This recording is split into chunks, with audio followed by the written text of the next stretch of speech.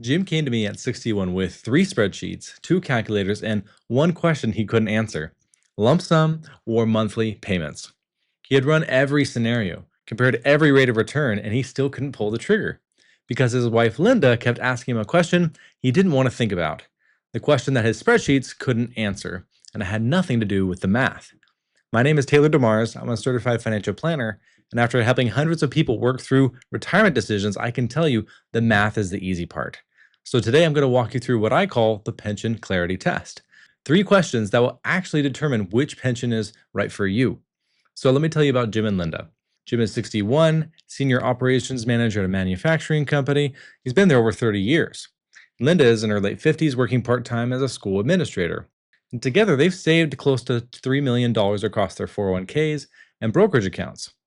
Jim's company is offering him a pension where he can take about $4,800 a month for life, or he can take a lump sum of about $850,000 and invest it himself. And as Jim told me, I feel like I've got a lot of moving parts here. I've been running numbers for weeks. And he wasn't exaggerating. He's a pretty analytical person. He had three different spreadsheets comparing the options, and he was running the same calculations over and over, telling me, I'm only going to plan one retirement, and I don't want to get this wrong. So here's what I told Jim. Your pension decision may actually be even more consequential than your Social Security decision, which is what most people don't actually think about. Because Social Security at least gives you some flexibility where you can claim as early as 62 or continue to delay for up to 8 years until 70 as your life may be changing. Not to mention that Social Security has cost of living adjustments built in where your check goes up with inflation. But pensions, most don't give you any of that. You pick once or maybe have one other option to choose, and that check lives with you forever. And you get to live with that choice for the rest of your life. And that's why this decision deserves more than a spreadsheet, in my opinion. And yet, every video I've seen on this topic starts and ends with the math, the rate of return comparison, the break even analysis. And yes, those things matter, but they're not the whole picture, not even close.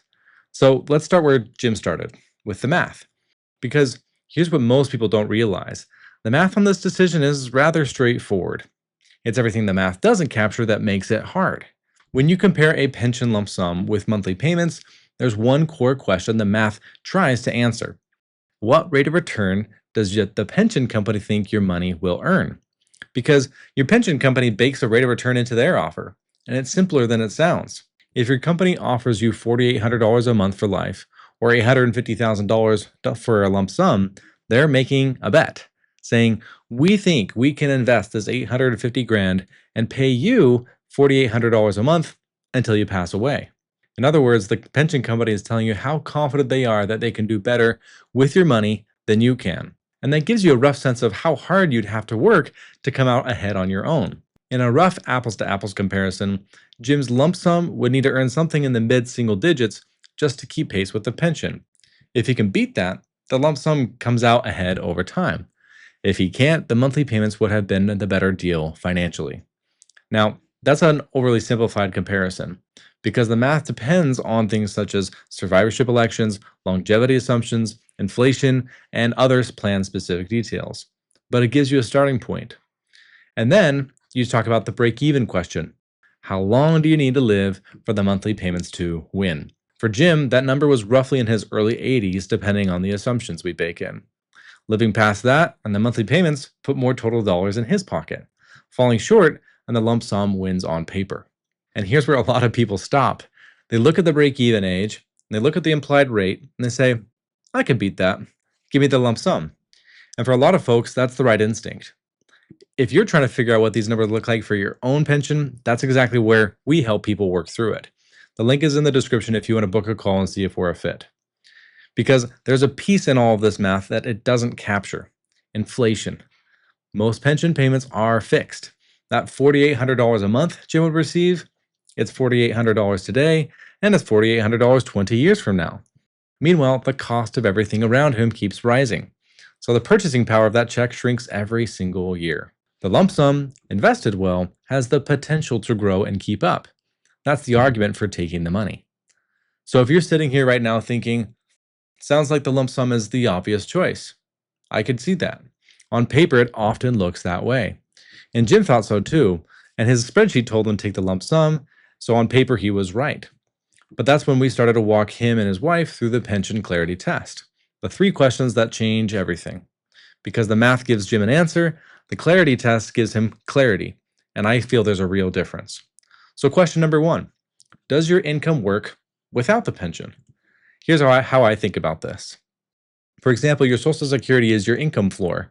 It's the money that shows up no matter what the market does, no matter what the economy looks like. If you or your spouse has another pension, that counts too. Now, if your guaranteed income floor already covers your essential expenses, food, housing, insurance, the basics, then you got more freedom with the pension decision. You can afford to take some risk with the lump sum because you're not depending on it to keep the lights on. But if you're like most retirees, your guaranteed income falls short of your essentials. And this is where the monthly pension payment fills a real gap. Taking the monthly payments is a lot like insuring your house.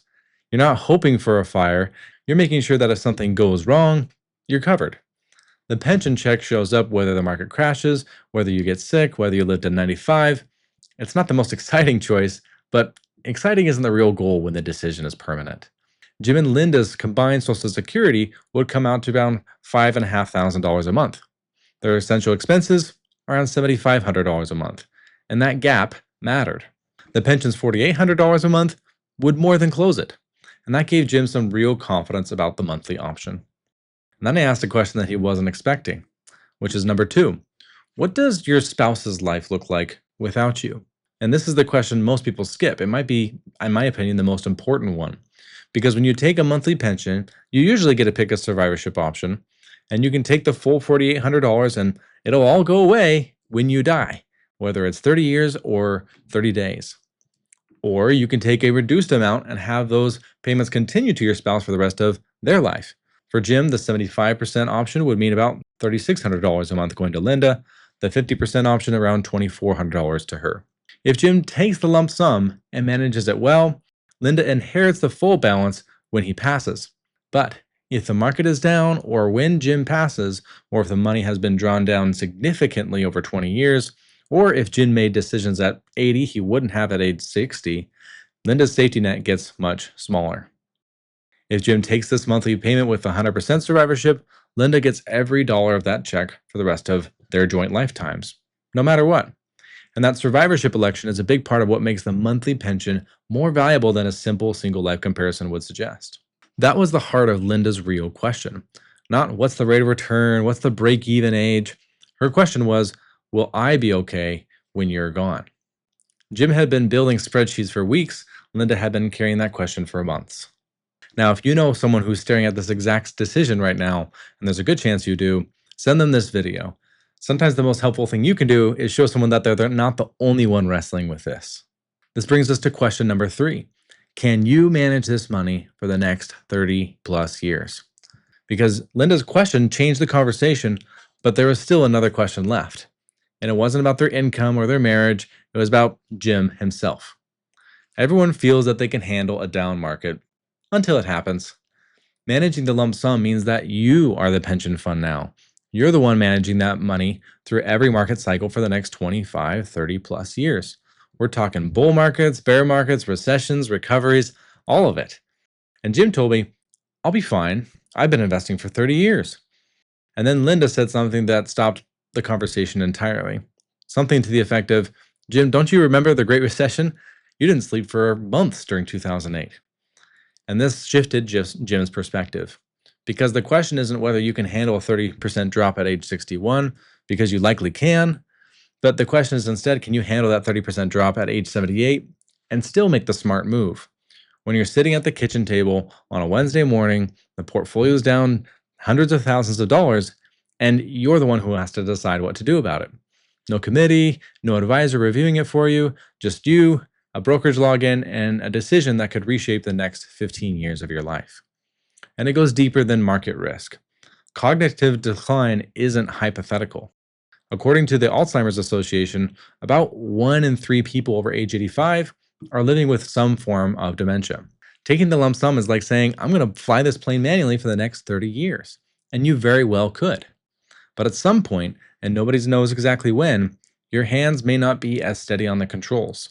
The monthly payment is the autopilot. It doesn't need you to make good decisions at 85, it just shows up. The lump sum requires active, ongoing management, at a minimum, someone you trust, if not yourself, to manage it for you for decades. Do you have that person? Have you talked to them about it? Does your spouse knows the plan if you're not able to make these calls anymore? These are the things Jim was wrestling and hadn't thought about before because he was so focused on the Excel formulas that he hadn't stopped to ask, what happens when I'm 83 and this money still needs managing? Which was the question that shifted everything for him.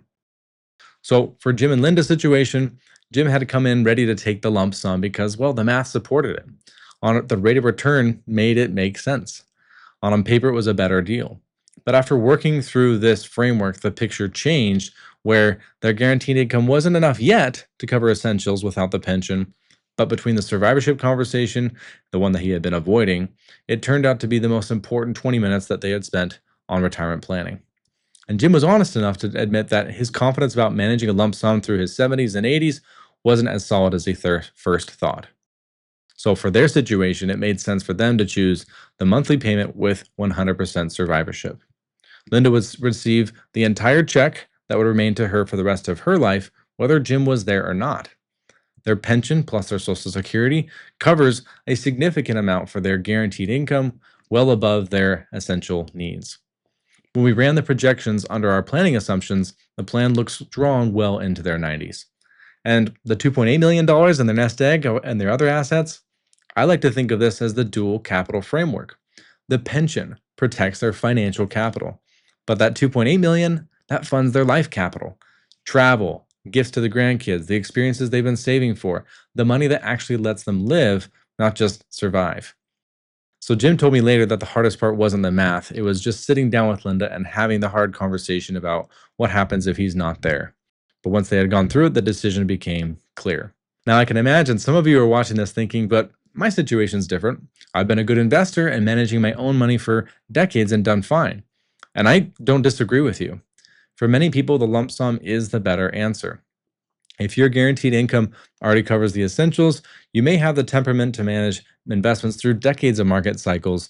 And if you have the survivorship conversation with your spouse and you're both comfortable with the plan, the lump sum gives you more flexibility and more growth potential along the way. And one more thing, for the record, if an advisor is telling you to take the lump sum, it's worth asking who benefits from that recommendation. There's no asset under management fee on a monthly pension check. But the lump sum, that's money that they can manage and a fee that they can charge, and ourselves as well, to be transparent. But this doesn't mean that the lump sum recommendation automatically implies bad intentions. But you want to be sure whoever's advising you on this decision has your best interest at heart and not just their bottom line. The pension clarity test isn't here to tell you which option to pick clearly. It's here to help you evaluate trade-offs and make sure you're picking it for the right reasons. Not because a spreadsheet or a software told you to, but encompassing your entire life, spouse, future, and a decision that you hopefully won't second guess at age 80. Because at the end of the day, I feel personal finance is more personal than finance. The right answer is different for everyone. But I find the pension clarity test is the same. It's the income floor, the spousal protection, and the 30-year test. So after Jim had walked in thinking he needed better math, he walked out knowing his wife would be better off for their specific circumstances. Unfortunately, you don't get to rehearse retirement. It's a live performance. And this decision is just the opening act. If you're facing this decision and you want to work through the pension clarity test and the math with someone who's done it for people just like you, click the link in the description or scan the QR code on screen to book a call with me. We'll look at your specific numbers and situation and help you make a choice that you won't second guess. And if you're looking for more about pensions to know the 4 biggest mistakes people have with their pensions, see the video on screen now. Thanks for watching, and I'll see you in the next one.